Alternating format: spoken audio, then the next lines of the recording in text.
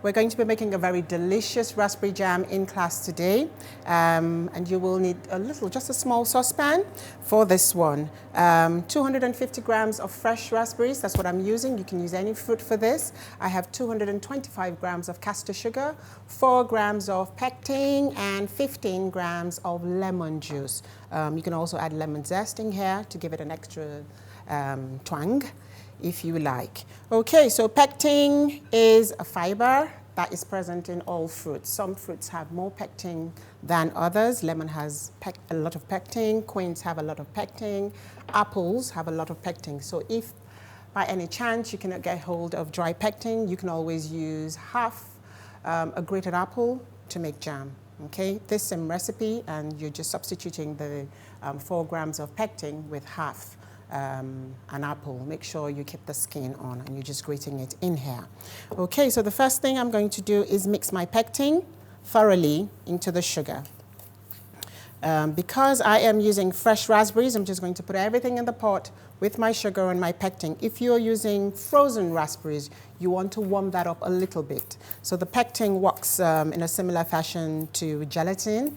And if it's cold, if it's going into anything cold, it will just latch on to that ingredient, and it will just take you a little bit longer. You can do, but it will just take you a little bit longer. So the best thing to do if you're using frozen raspberries is to warm the raspberries, and then you add your sugar and your pectin in there with the lemon juice.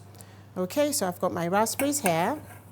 I will need a timer because I'm going to simmer this for about 5 minutes.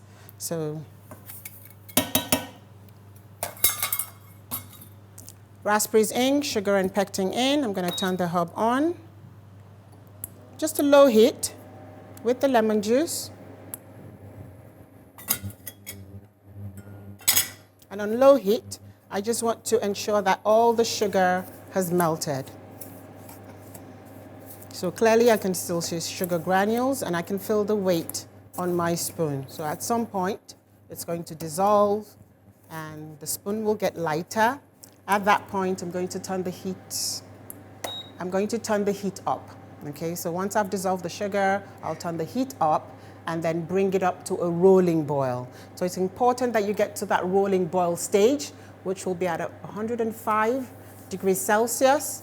If it doesn't get to that stage, you'll end up with a raspberry coulis rather than a raspberry jam. So it's important. You can use a sugar thermometer for this, or you can watch it. And when you get to, I call it the ouch stage, where you have raspberry jam splattering all over your hands and you're going ouch, ouch, ouch, perfect. Okay, so I'll just turn the hob on, dissolve all the sugar, and then turn the heat up and bring it back. So when you reach that ouch stage, or 105 degrees Celsius, we'll turn the heat down and just give it a gentle simmer, 3 to 5 minutes, and you have beautiful raspberry jam. Okay?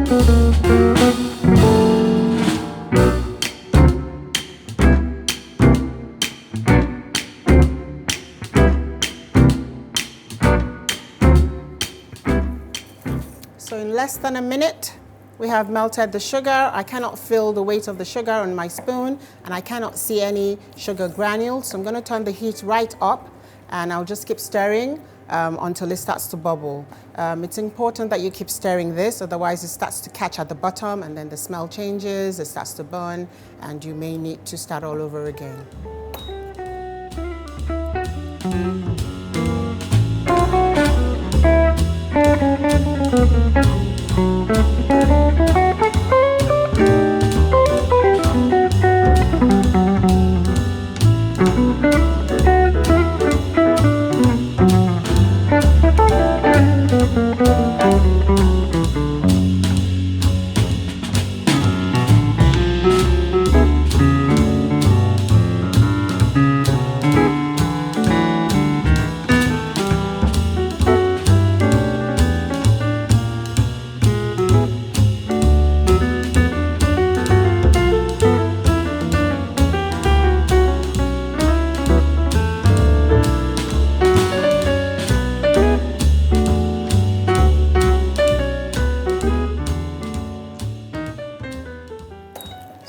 see it's bubbling, we want to reach the spitting stage. Okay, so when it's bubbling, you're not quite there, keep cooking, and it will start to spit.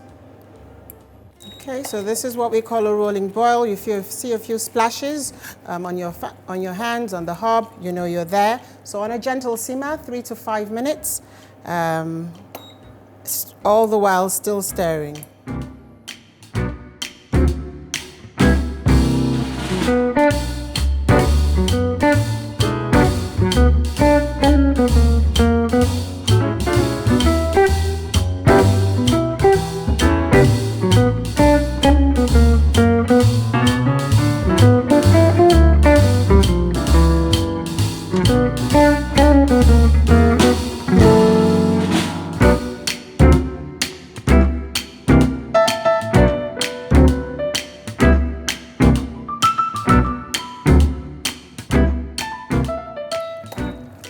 So timer has gone off, and then we're going to check. So I have a plate, a side plate. You can keep it in the freezer, you can leave it in the fridge, and all we're going to do is put a teaspoon of our mix on that plate, count to 10, and it shouldn't move. It should have thickened quite considerably on the plate. If you put it on the plate and you tilt it and it's runny, you didn't quite get up to that 105 degrees Celsius stage, so you take it back up to the boil and you simmer it for maybe half the time. So cold plate, nice full teaspoon of jam going in the middle, and then we count 10, 9, 8, 7, 6, 5, 4, 3, 2, and 1. Okay, so that's it. I'm not sure, camera. So this is it. So if you tilt it and you just see it dribbling down, it's going to stay as a coulis. It's never going to set. So you check, you're happy, that's it. So you just turn it into another pan and you leave it to cool. And you can use this for almost anything to sandwich your cake layers, on your bread, on your scones, anything. And once you've learned how to make this jam, I promise you, you will never ever buy store-bought jam. This tastes absolutely amazing. The good thing about this recipe is it's not just raspberries. You can use any fruit for this as well. And I even mix berries. So my kids go OTT when we go fruit shopping. Somebody likes blueberries, somebody likes strawberries, another person likes raspberries. I just mix whatever is left over when they're done eating, and then I make a jumbo berry jam. Okay, enjoy your jam making.